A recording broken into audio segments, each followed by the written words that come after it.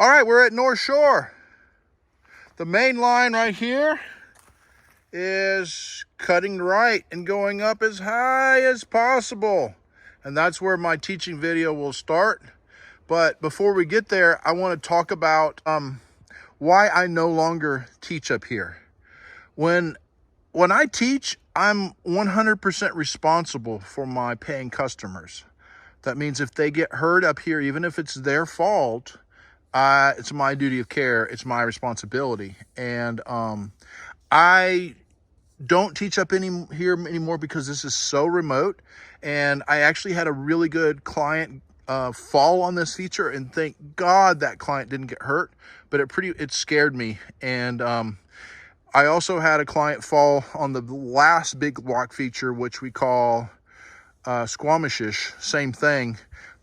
It was a totally different rider, but that rider didn't get hurt, and I was so grateful. Now, both of these riders are unbelievable riders, but like they made a mistake, and I just simply can't be responsible for somebody up here because I've made mistakes up here myself, and I'm barely responsible for myself, much less anyone else. So the whole purpose of this video is to point out some lines, some tips on some lines, so that I can still serve my community and still share my knowledge without taking the risk of being responsible for somebody else. So that's why I'm pretty selective of who I will ride with up here, because I'm responsible for them and they're responsible for me. It's nothing to play around with. A lot of times people want to skip to the hardest trail without going through all the basics of ground control 1, ground control 2. And these riders who had the crash, they were super responsible riders, and they've ridden really difficult trails all over the world. They did jump through all the hoops. They did get all the training, and they still made a mistake. So imagine somebody who has never got that training, the chances of them making that mistake, they're even higher. So when we first did this trail, so this is the new authentic line going up here. Before that we were cutting in here to get the rock roll, but then we got permission to go a little bit higher up to get this next rock part, so that we got all of the steep rocks in one feature. But before we even spotted that, the main line that we made through here was actually through this little rock gap right here.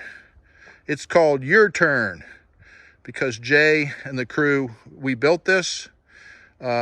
Jay's son rode through that gap up this going backwards, and he turned around and looked at Jay and said, "Your turn." So that's why we named it. This actually over here, which everyone thinks is the main line, is really the go-around line.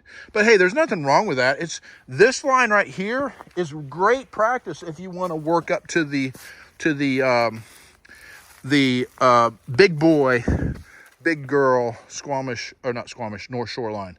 So what I've done with clients in the past is help them get on their front brake really hard, get their body position just perfect from ground control 1, try to ride this as slow as possible without weeble wobbling, and at the very last second, let off both brakes and lean the bike for the turn, because that's basically what you're going to be doing on the big line.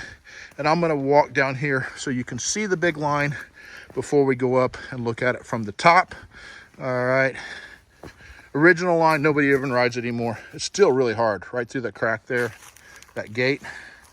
Most people ride this line down here, going around the feature, which is no problem.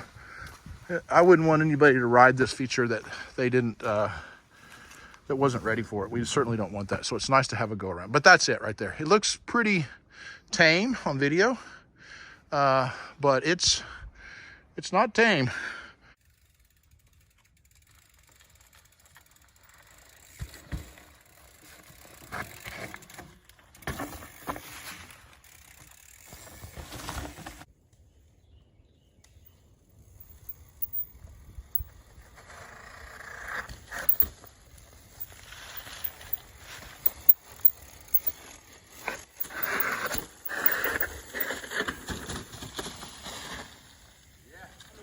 The classic down the middle. Okay, I'll do the one to the right then. All right, this is called North Shore. We should probably call it North Shore-ish. Jonathan's gonna do the classic line down the middle. I'm gonna cut off and do the drop line to the right. Hopefully I can get a little stoppie on that rock. It's made for a stoppie. Thing about a stoppie here is you don't want to look downhill because you get scared. Concentrate on your stoppie, let off the brakes, roll the top. My bottom bracket's gonna hit on that rock, but I have a bash guard, no big deal. Classic line. Yeah. Rolls all the way, right? It rolls all the way. I would stay about a foot from the right, Jonathan. So like if you see the rock outcropping to the right, about a foot over from that, and then look for the flat rock at the bottom, run over it.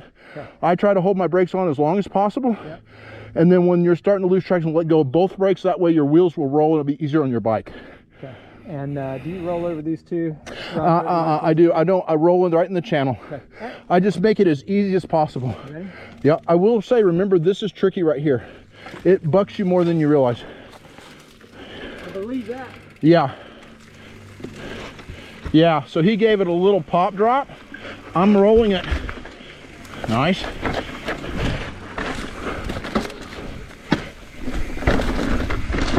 Woo! That was awesome.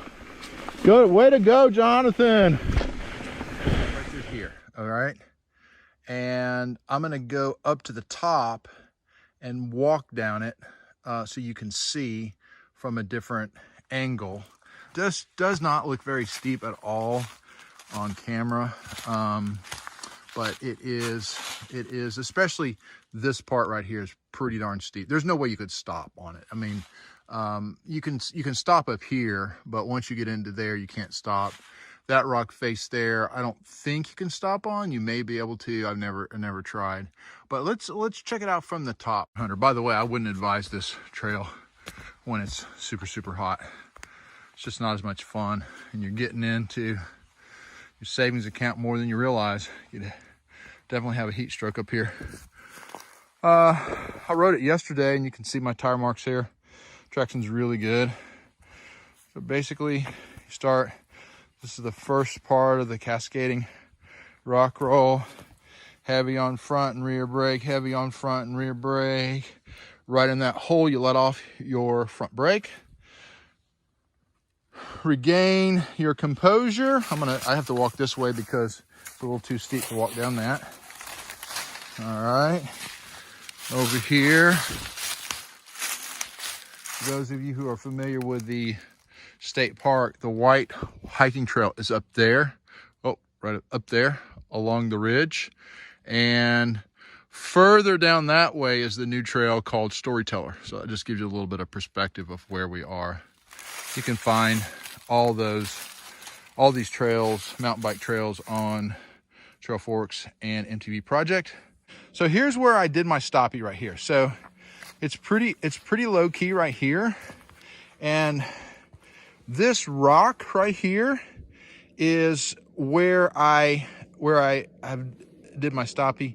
It's a little bit off camber, but it's got good grip to it. I've never tried it in the wet, but it's got good grip to it, but it's still kind of tricky.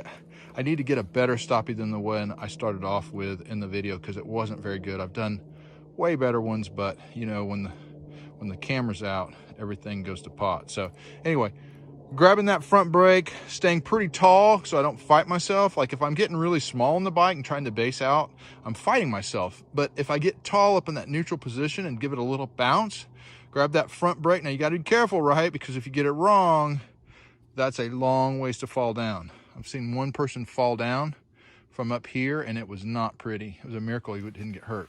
But anyway, so bounce on that rear wheel, grab that front brake, modulate it. People say feather the front brake. I think of it more like a dimmer switch. You know, older homes have dimmer switches where you have the off on, where you push it, and then you have the knob, you can turn it to make it brighter or dimmer. So it's definitely on all the way up here, and then you make it brighter by grabbing that front brake more, and that gets that rear wheel up higher. And then if you feel like it's getting too high, all you got to do is just turn that dimmer switch down, and that rear wheel will drop.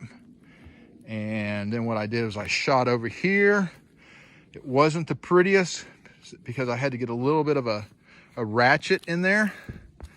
and I crested the top.